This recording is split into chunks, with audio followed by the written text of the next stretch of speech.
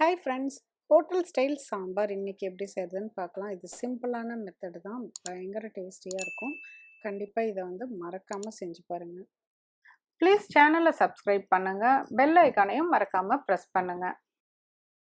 இந்த hotel style mixed vegetable சாம்பாருக்கு தேவையான இன்க்ரீடியன்ட்ஸ் லிஸ்ட் இருக்குது.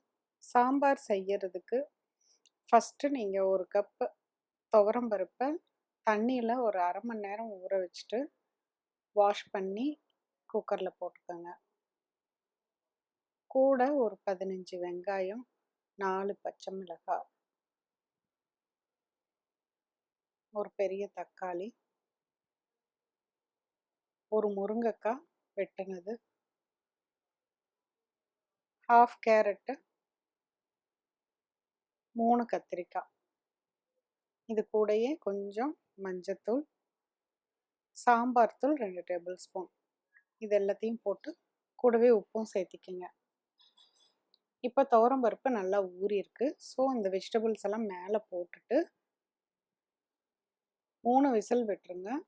3 விசிலுக்கு அப்புறம் நீங்கள் திறந்து பார்த்தீங்கன்னா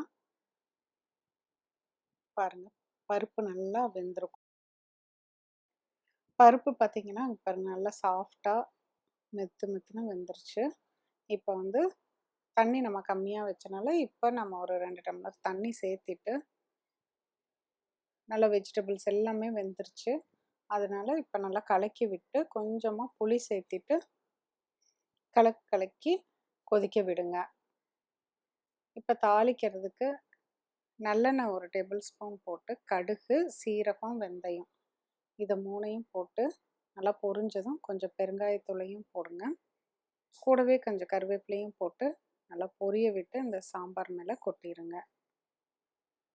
இது கொஞ்சோண்டு அந்த மிளகாத்தூள் எதுக்கு அந்த எண்ணெயில் போடுறேன்னா, அப்போ தான் மேலே நல்லா மினுமினுன்ட்டு அந்த எண்ணெயோட மிளகாத்தூளோட கலர் பார்க்குறக்கு நல்லாயிருக்கும்.